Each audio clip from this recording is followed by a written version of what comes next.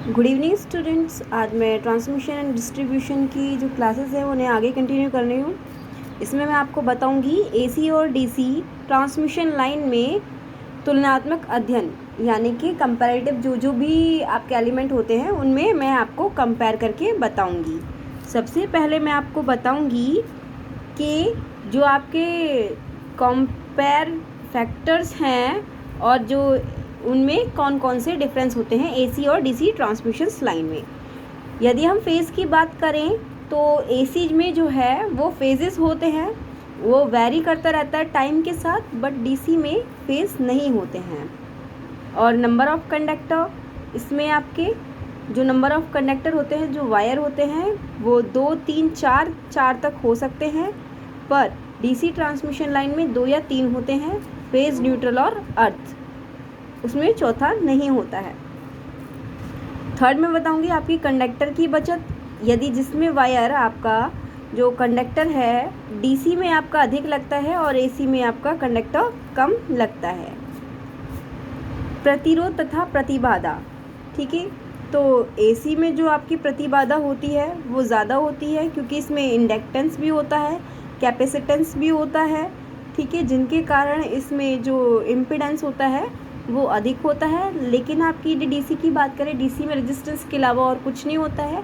That reason से इसमें जो रेजिस्टेंस होगा वो कम होगा। यदि हम वोल्टेज ड्रॉप की बात करें, जिसका फॉर्मूला होता है आपका IR या IZ, है ना, तो यदि हमारा रेजिस्टेंस ज़्यादा होगा तो हमारा IZ भी ज़्यादा होगा, यदि हमारा R कम होगा तो IR भी कम होगा। यदि वोल्टेज रेगुलेशन की बात करें तो एसी जो ट्रांसमिशन लाइन है उसमें वोल्टेज रेगुलेशन पुअर रहता है और डीसी में अधिक रहता है। यदि फेज़ डिफरेंस की बात करें तो आपके एसी में जो फेज़ डिफरेंस होता है वो फेज़ डिफरेंस आपका मतलब बराबर निरंतर दिखाई देता रहता है, क्योंकि इसमें हमेशा फेज़ वेरी करता रहता है, फेज़ डिफरेंस ज़रूरी है। लेकिन डीसी ट्रांसमिशन लाइन में आपका जो फेज़ डिफरेंस होता है वो आपका 0 या 0 होता है। पावर फैक्टर की बात करें तो एसी ट्रांसमिशन लाइन में पावर फैक्टर ऑलवेज 1 से कम होता है और डीसी ट्रांसमिशन लाइन में पावर फैक्टर 1 या 1 होता है। अब आगे बात करते हैं फ्रिक्वेंसी की। तो आपके एसी में फ्रिक्वेंसी होती है और डीसी में फ्रिक्वेंसी नहीं होती है। स्किन इफेक्ट की बात करें, स्किन इफेक्ट आपका एसी में जो है वो पॉसिबल होता है और डीसी में पॉसिबल नहीं होता है। अब आपका स्किन इफेक्ट क्या होता है वो मैं आपको आगे पढ़ाऊँगी। कोरोना लॉसेस की बात करें, कोरोना लॉसेस जो होता है एसी में अधिक होता है और डीसी में कम होता है।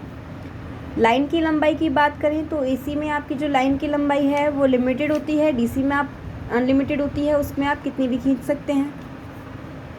और विभव प्रतिबल की बात करें तो एसी में आपका अधिक होता है और डीसी में कम होता है। ट्रांसफार्मर का यूज़, ट्रांसफार्मर ऑलवेज एसी पे वर्क करता है, डीसी पे वर्क नहीं करता है।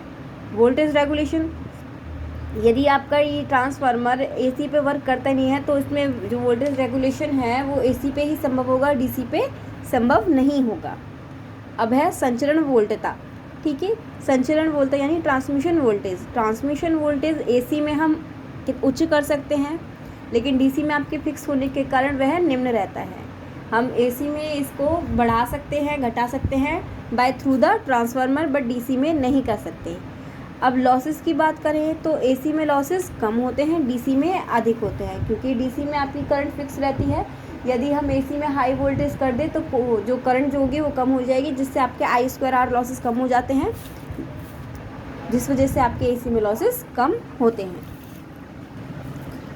अब नेक्स्ट क्वेश्चन है हमारा एसी एवं डीसी ट्रांसमिशन लाइन में तुलनात्मक अध्ययन करना। अब तुलनात्मक अध्ययन इसमें हम कैसे करेंगे? यदि ट्रांसफार्मर की यूज़ की बात करें, जो आपके डिस्ट्रीब्यूशन लाइन होती है उसमें हम ट्रांसफार्मर का यूज़ एसी में संभव है, डीसी में नहीं है। वोल्टेज रेगुलेशन, जो वोल्टेज में परिवर्तन है, यदि हम वोल्टेज में परिवर्तन करेंगे तो एसी में ही संभव होगा by through the transformer, but DC में संभव नहीं होगा। वोल्टेज का नियंत्रण, यदि हम वोल्टेज का कंट्रोल करेंगे तो एसी में हम ईजी कर देंगे, लेकिन डीसी में बहुत मुश्किल से वोल्टेज कंट्रोल होगा। यदि हम उपकरण संख्या की बात करें तो एसी में हमारे कम लगते हैं, डीसी में ज़्यादा लगते हैं। कॉस्ट की बात करें तो एसी हमारी जो डिस्ट्रीब्यूशन लाइन है वो कम कॉस्ट में खिंच जाती है, लेकिन डीसी में हमारी कॉस्ट ज़्यादा लगती है। मरम्मत की कीमत, क्योंकि हमारे एसी में लॉसेस कम होते हैं तो मेंटेनेंस भी कम होगा, तो जिस वजह से हमारा एसी में मरम्मत कीमत कम लगती है लेकिन डीसी में अधिक लगती है।